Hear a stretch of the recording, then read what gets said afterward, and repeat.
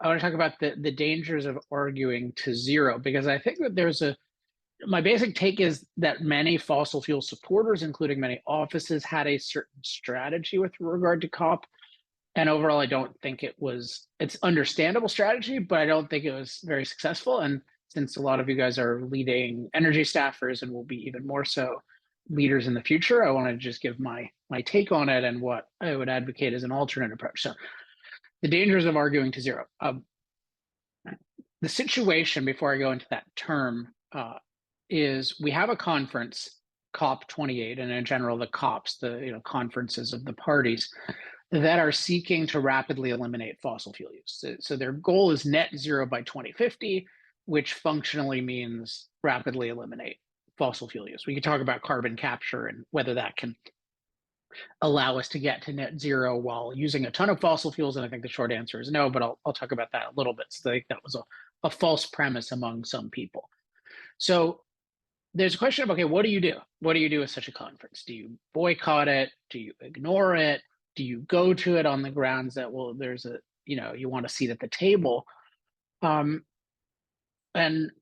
my view is that it depends what you believe, but if you believe anything like what I believe, so I believe that energy freedom, including the freedom to use fossil fuels, is crucial to our energy future and the future of the world. So, I like if you believe that fossil fuels are crucial, and even we need to expand fossil fuel use and certainly expand US production of fossil fuels, and that it's been a crisis to even somewhat restrict fossil fuels. Like if you believe this, you need to, deal with COP in a way that's not reinforcing its goal of net zero. And that's a difficult thing because its goal is net zero. And so my belief is in one way or another, you need to what I call argue to 100, which means argue to 100 means that you set the moral goal and then you argue for policies based on that goal. So in this case, you reject the idea that our goal should be net zero by 2050. That's not the goal. The goal, I would put it, is advance human flourishing around the world. And part of that, and by that goal, by that standard, fossil fuels are good and energy freedom is good. And so you can say, well, we believe in addressing CO2 emissions long-term by liberating innovation, not punishing America. That's something I would say, but not net zero by 2050. That is a goal that means rapidly eliminating fossil fuel use and really ruining the future of the world. So arguing to 100 means like you challenge the goal, you set your own goal, and the flip side of it is arguing to negative 100, is saying that the other side's goal is wrong. So net zero by 2050 is a bad goal. It's a harmful goal. If you see kind of my messaging on COP28, this is the stuff I put out at the outset, but COP28 should be the last COP. It's just, no, I'm saying they're immoral, they're wrong, etc. Now, some people think, well, this is not a good, this is not a good strategy. Like instead, what you should do, like you can't, if you just condemn it, like that's not going to do very much. I'm going to challenge that.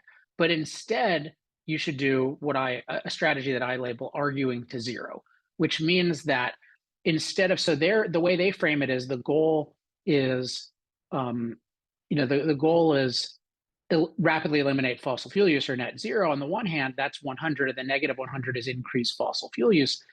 And the idea is, okay, we can't challenge that. So let's just work within that and then say, yeah, we agree to net zero by 2050. But what we're going to do is we're going to quibble with the implementation of it. We're going to quibble with, oh, you can't, we're going to do it, but you need to give us, you need to support hydrogen, or you need to support, you need to be okay with carbon capture, or you need to be okay with nuclear. And so, but it's still agreeing with the goal. It's just saying, no, your particular thing is off. That's why I call it arguing to zero, because like, no, we need to walk it back a little bit. Like don't have this net zero by just getting rid of fossil fuels. Have net zero by being open to fossil fuels and carbon capture. But it's still, you're agreeing to net zero, which essentially means get rid of most fossil fuels. But this was the strategy of a lot of people. I think it was a strategy of the energy industry. it was certainly the strategy of the OPEC groups, including the leader of the conference. And I'm not sure. I think the various representatives had kind of varying strategies, so I won't paint everyone with a broad brush. But um, there was some of that for sure, because if you look at what they argued for, there wasn't a condemnation of it. And then it was also the strategy of many of the African nations. Their kind of focus is, yeah, let's do a transition to net zero, but let's make it a just transition. And that, in the better side of that, is, hey, don't restrict our fossil fuel use. But then the other side is, hey, give us some climate reparations. But everyone is agreeing that this goal that and I think many of the people supporting the goal know or believe, I would say no, is tremendously destructive, but kind of everyone is supporting that. So the energy industry is saying, hey, we agree with net zero. And OPEC is saying, yeah, we agree with net zero. And African nations are saying, hey, we agree, we agree with net zero. And I think some of the representatives aren't quite saying that, but they're saying, like, we agree we need to reduce emissions significantly, which I would challenge that. That's different than emissions intensity or something like that. But like, reducing global emissions significantly means massive harm to the world. We haven't even done that. And just by slowing the growth of emissions, we've done massive harm. So kind of nobody or very few people involved in the conference are fundamentally challenging the goal of the conference. So the people involved in the conference, what they're doing is they are arguing to zero. And it seems practical. It's like, well, at least we'll get some stuff done. And what you see throughout the reporting of the conference, which is there was a kind of optimism about how this was going. So one of the points of optimism was the head of COP28. I mean, this is another guy here, but let's see. Oh yeah, this I was asked about so many times. Everyone was excited about it.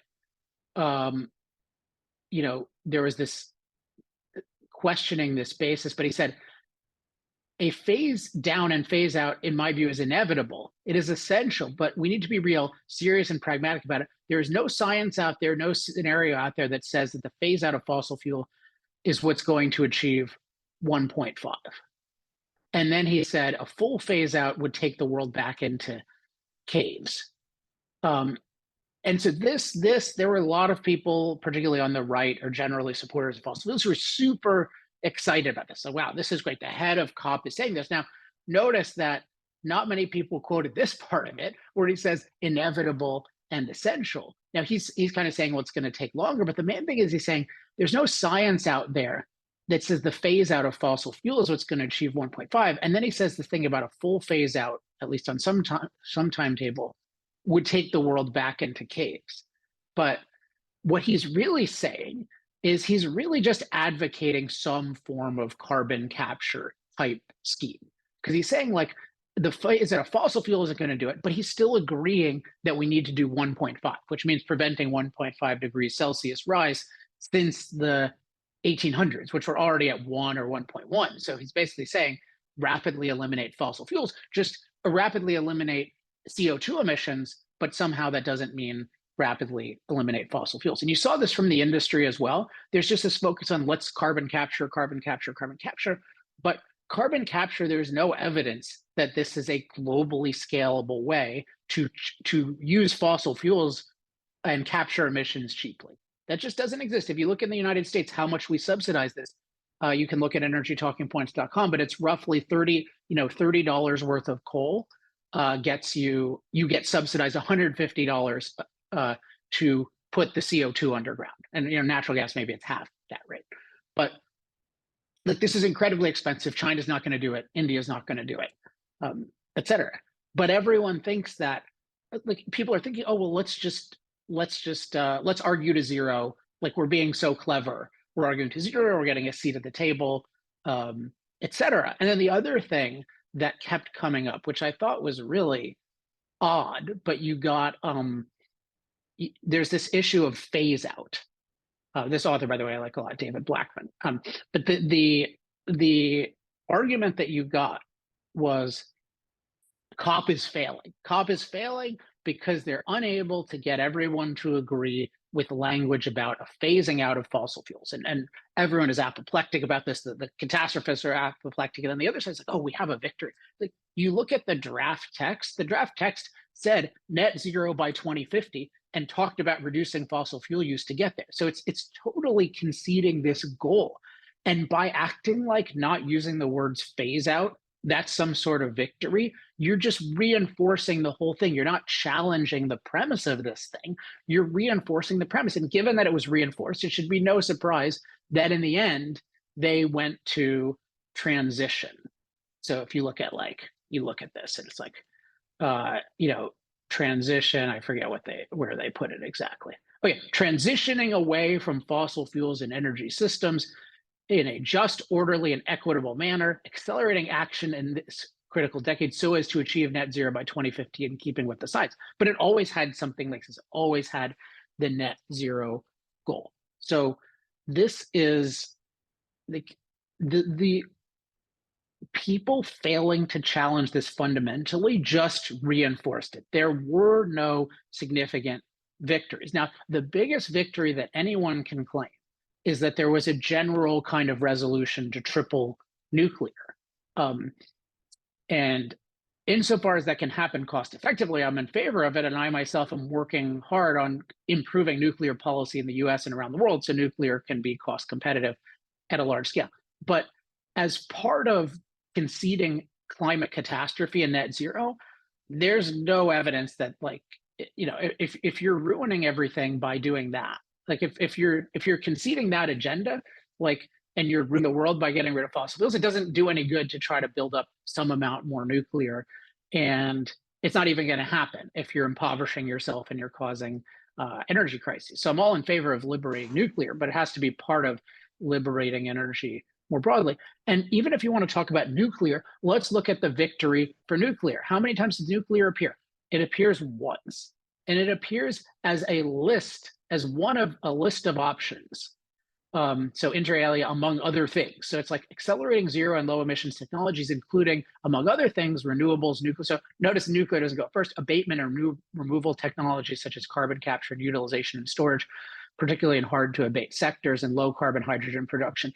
And like, this is, if you look through this whole thing, which I had the pain of doing this morning, it's just, you see there are a couple of like slight concessions to either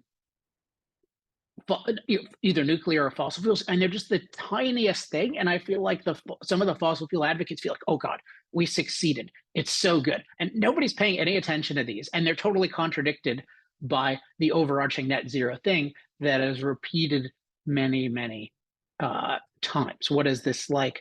Just to give you a sense, if we search this, how many mentions of fossil fuel are there in this? Okay, there are two. Transitioning away, as we already talked about. And then where's the second one? Oh, inefficient fossil fuel subsidies. So they're just opposing the quote subsidies, even though fossil fuels are disproportionately punished. So there's that. What about natural gas, which industry thinks it's clever and like, hey, we're going to promote natural gas and we're going to attack coal? Well, there is no mention of natural gas at all. There's not even a mention of oil. There is a mention of coal once. The other one is coalition, accelerating efforts toward the phase down of unabated coal power. So we get our attack on coal, which is great in the US, where the coal plants are saving us from the abyss. Let me just see if there are any other things that, so this whole thing is just, it ends up just totally conceding the net zero agenda. And people feel like, oh, I got in 2 words, so there's some sort of victory. And it's not a victory. It's just totally reinforcing it. And all this capital, like the advocates of fossil fuels, if you want to look at Republican politicians, the fossil fuel industry, African nations in particular, I mean, poor nations, and I'm leaving out one other category that I was talking about. But if you look at those groups, like, there's a lot of capital that they have in terms of challenging this and saying there's something wrong with this. This is the wrong approach. You're ignoring the benefits of fossil fuels. We need energy freedom. That's the key to prosperity. That's the key even to long-term lowering emissions. But the focus should be on human flourishing. It's wrong to go net zero by 2050. We take an opposite approach. If you had a lot of Republican, I mean, hopefully Democrats too, if you had a lot of Republican leaders doing this, a lot of business leaders doing this, certainly if African nations had stood up, like, you would have really thrown a wrench in this. You would have really had a moral debate.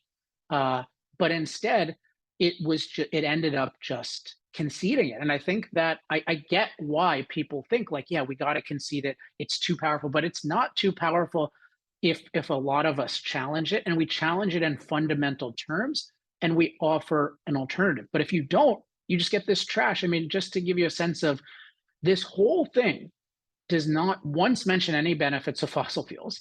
It does not once mention that climate disaster deaths are at an all-time low, in large part thanks to fossil fuels. It doesn't mention that climate damages have not been increasing. They're flat when adjusted for GDP.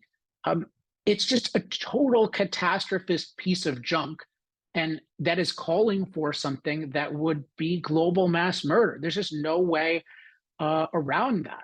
And that somebody needs to say that. And the people with the capital should say it. And what I want to just emphasize here is there was no great victory in arguing to zero. I think there was a loss. It's conceding.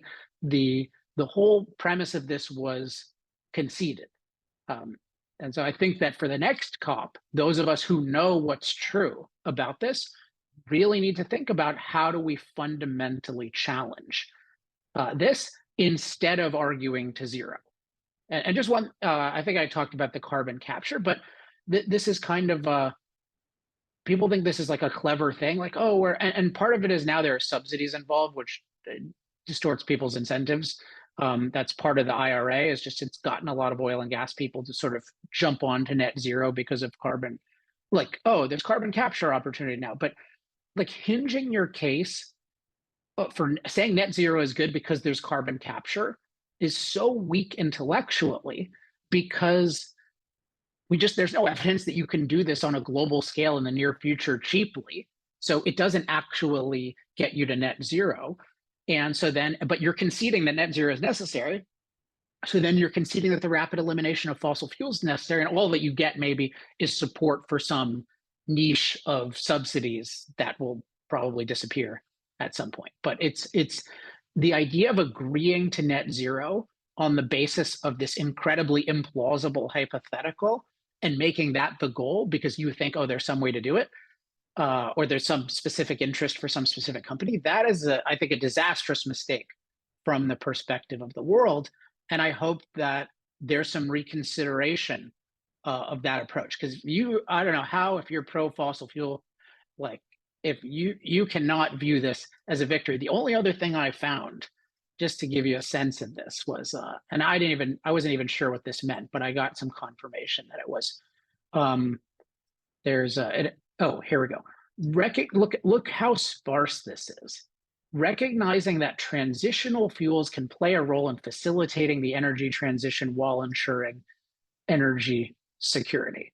Like, transitional fuels, I guess, means oil and natural gas. That's my interpretation. But look at how weak this is. There's infinite detail on how to get rid of fossil fuels. And there's just this thing. And you know what happened is people are getting together in a room. Oh, the OPEC, that was the group I had forgotten about, which I have a lot of issues with that group. But insofar as they have any rationality to add to the world, they should be challenging this fundamentally, not saying, oh, well, it's like, yeah, just net zero is great, but we just need carbon capture. We just need hydrogen, or like any of these things that are totally, totally farcical, I would argue, in terms of a global scale in the near future. But this is like the kind of thing that they got. Transitional fuels can play a role. Like, what does this get you? And all this stuff is non-binding anyway. So that's our saving grace, is that we're not bound by this stuff. But like, to concede it is to reinforce the goals in every nation, including the United States. And so it's really bad that everyone is reinforcing this. And then, of course, the United States righteously is pushing for that phase out language, and I guess got that transitioning away language. But they're they're doing this. And then just to add insult to injury, of course, China says, yeah, well, our opinion is everyone else, like the rich countries, of course, need to do this and don't really worry about us. We're building 300 plus new coal plants, but like, of course we should. And they should do that. But it's just, we've just conceded this totally immoral goal that whose current manifestation is particularly harmful to the security of the United States. So, and nothing was gained. I think nothing was gained by supporters of fossil fuels squandering their capital to have this mythical seat at a table and getting a few kind of weaselly words in this thing. So that's a harsh evaluation. And a lot of the people who were involved in this, I like. And I think I get why people want to do this, but I really hope that this is a wake up call. And what I would advocate is let's start challenging this stuff fundamentally. It's very powerful. Nobody has any arguments against this fundamental moral challenge saying, hey, our goal should be global human flourishing. The benefits of fossil fuels far outweigh the next climate side effects. In fact, the benefits of fossil fuels keep us far safer from climate. Like, we need energy freedom. Like, that is the thing we need. That should be our focus. We should not be focused on net zero by 2050. That is a mass murderous goal. We're not going to have any part of that. Like, if you say that, that's going to be powerful. That's going to get attention. And if enough of us say it, and enough of us do know that it's true, then we will fundamentally throw a wrench in this stuff and maybe start to have energy freedom conferences instead of energy elimination conferences, which is really what COP is. It's an energy elimination conference with, of course, infinite promises of subsidies and favors to, the quote unquote green energy industry, which if you look at the document, it's just like so much of it is just, oh, you see that where those lobbyists got what they wanted. Like, oh yeah, we're going to triple renewable energy. And so you get all these commitments and then all these lobbyists can keep their jobs. But those of us who know fossil fuels are crucial and really care about energy, not some specific type of marginal energy industry that wants subsidies and mandates, like, we need to fundamentally challenge this. And that's my view. All right, that's probably the longest monologue I've ever given here. But any questions about that? And by the way, it was kind of inspired by Casey Hammond, who asked at the beginning of this conference, hey, what are people getting out of going to this? And I was suspicious. And then now I'm more than suspicious. All right. So I'll try to keep it short, but I have a lot of questions actually. Okay. Other people might have more insightful things to say because their bosses were involved. But so this might be splitting hairs, but I see it as two. So I don't even know where to go with this. Like, you can talk about this forever, but these UN conferences are silly to begin with. Like I said, I've been to some of these. They're some of the most bizarre experiences I've ever had. Whatever the US contribution is to this document, it ends up being basically something from State Department staff, blessed by, to some extent, the White House, in this case, John Kerry.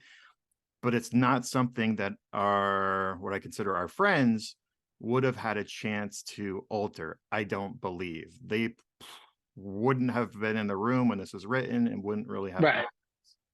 So for sure. And that wasn't what, if you look at what they're focused on, they're focused on like talking to Kerry or getting some of these subgroups, right, to come up with some agreement.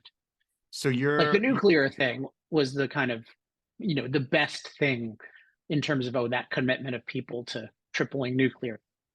Like that right. was the best thing. So you're not a native Southern Californian, but you've probably been there long enough to see that Comic-Con turned into a convention about comic book nerds into a place to be seen. And that's kind of what COP seems to have turned into. It used to be this conference for nerds that want to talk about climate change to a great place to be seen, even if it's to talk about energy in a positive way, in a way we like it. So I have mixed feelings on this whole thing because it's some of our folks that went there, I think, did a pretty effective job just talking about positive things like energy freedom and kind of ignored the underlying problem with the whole thing that you're talking about, the arguing to zero.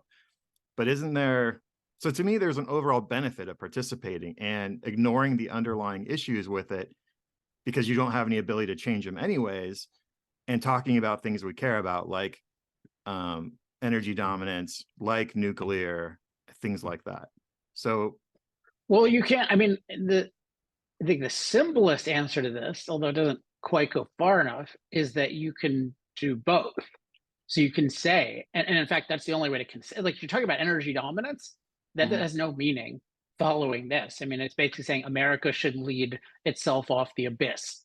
Well, you're not going to be, while the rest of the world increase, while the poor nations increase their fossil fuel use, and while China is like, we should sacrifice ourselves, which I do think those other people should increase their fossil fuel use, but it's it's like yeah, you need to condemn the goal. It's not that you don't go, you can go, and it can be more Right. effective to go. And I considered going. I had another kind of commitment that I had made a year before, but but you want to condemn the goal and challenge the goal.